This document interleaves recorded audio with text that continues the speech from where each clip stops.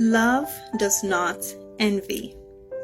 Some people might not even know what that word means, because envy is not a word that is often talked about within Christian circles.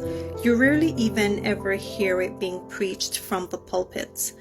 We don't even pay that much attention to it when we realize that, that's something that we are struggling with, because we tend to focus more on the big sins, so adultery and fornication and murder and lying and all those things that can be seen by others.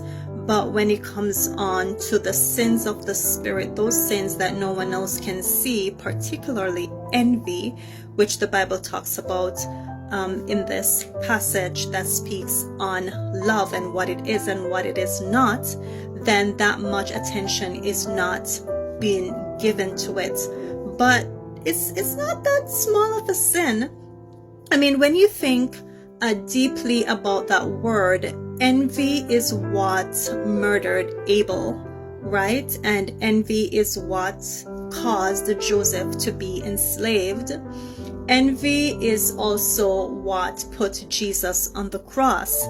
So it is something that we need to pay much attention to, because it could lead to other sins.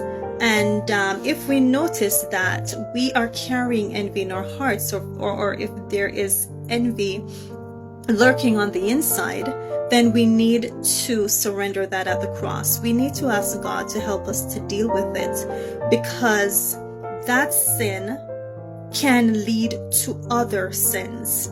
And if we have envy in our hearts, then we are unable as Christians to be happy for another Christian. We are unable to be celebratory towards another Christian.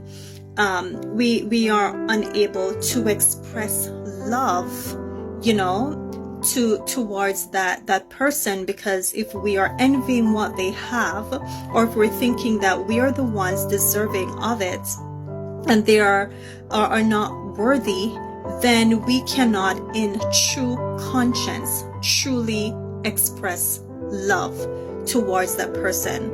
So as believers, it is our duty to take inventory of our lives to see if we have that sin on the inside. And if we do, we need to surrender that to God. Ask Him to help us to purify that desire, because that desire is definitely not of God. And we want our desires to be able to please God. May God help you today.